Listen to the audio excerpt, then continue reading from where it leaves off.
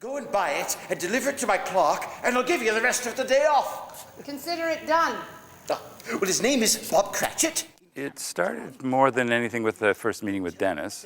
And he came up with this idea of, at one point in the show, wanting to skate. And I thought this was a great idea. I said, what's more Canadian than skating? And then from that point on, the first thing then comes, oh, well, that means ice, doesn't it? And the thing I fell in love with was actually hoarfrost, which you have hoarfrost here. We have hoarfrost in New Brunswick, where I come from. And I found a wonderful picture taken in the Yukon. And I just fell in love with that picture. From that point on, I began to just kind of create my world using the idea of frost and snow and icicles and the sort of glint of the sun on things, to the point of, I said, people have snow on their hats, people have snow on their costumes, there's snow everywhere. So the set became Snow and Ice. When we think of England, we don't really think of snow that much, but in Dickens's day, there was snow, because they were coming out of the last of a little mini ice age, right up, it ended about the 1850s, I think. This is 1843, so they certainly had snow, and they certainly could skate, and they certainly had ponds freezing. And all those images, I thought, would ring with a Canadian audience. And we know the story, so why not have fun with it too? And the other thing about the frost is we wanted the image of his kind of cold, frosty heart, and the fact that Scrooge hates snow. He does that right in the show. He kind of hates snow and kind of can't stand it getting on him. And of course, by the end of it, he embraces the snow and that we all live in. Dennis and I came up with the idea that these large fruit, which you see in the back of the steampunk way, would actually just come flying in from all sides of the stage at Scrooge.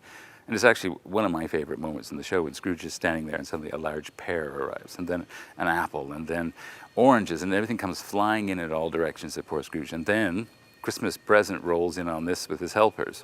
It is probably the oddest piece maybe in the show. I mean, if you've seen many Christmas carols, you've probably never seen one of these before. Well, why not find something that is kind of fun, but also is still within the realm of possibilities of the time period, and something that is kind of current in a way. And I kind of latched on a little bit in my mind as to the steampunk, which which is a kind of rehashing of Victorianism again by a modern generation. And so that's kind of how this developed.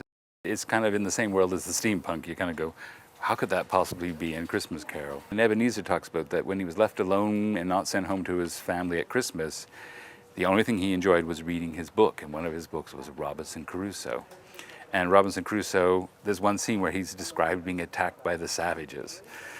And so we sort of came up with these ersatz savages. I don't know, they're from no place in the world, but they're kind of fun, and it's almost a dance number, but it's a battle scene where little Ebenezer fights off the savages. And they've got these wonderful kind of raffia headdresses, and they've got their eyes are in there, and they can see where they're going, and they have hard hats in underneath holding all this on. And they have bodysuits that are all made the same way. And it's one of those nightmare quick changes where they all have to get into this, do the scene, then get off and get back into Victorian clothes. There's so many scenes of the streets of London, and it's always difficult when you have to do cityscapes, I find, in any play. Because you're either limited to photo imaging now, or slides, or you do a painted drop, you do that kind of thing. But I love the dimensionality of a building, and the fact that you can move that building, because these are all on wheels. And I also like the idea that this is, for the most part, his dream, so it doesn't have to be real. And also it's theater, it doesn't have to be real anyway, it's more interesting. So these houses have moved all over the show. They can be entered into, they light up. Marley appears in one. So it's the fact that it's a little town, I think the audience just loves it. It appeals to the child in all of us. And then in a way, this show, we are trying to make it very friendly to kids.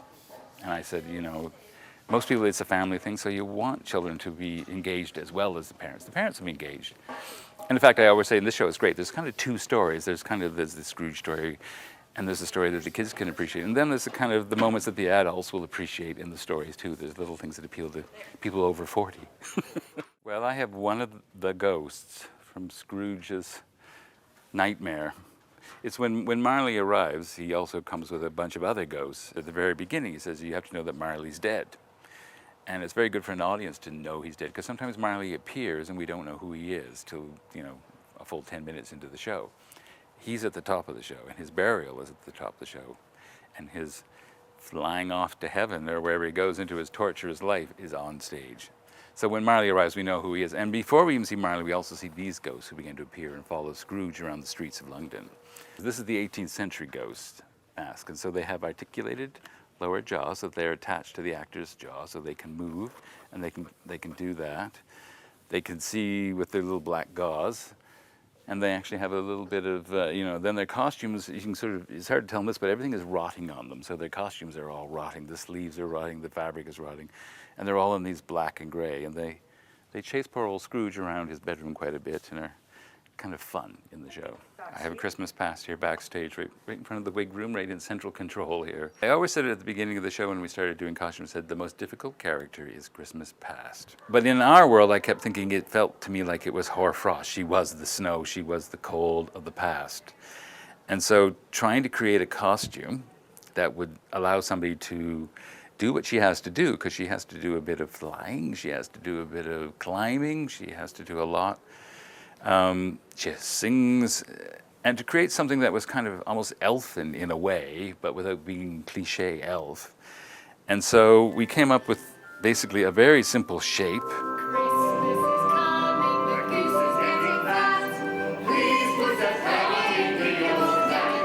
First of all, the people at the theater are amazing. I said it's one of the, I've been in many theaters, but this theater, it's really great. You just are allowed to create. And everyone else deals with everything else. And it's great, because many times you have to kind of, as a designer, try to second guess or micromanage or do things like that.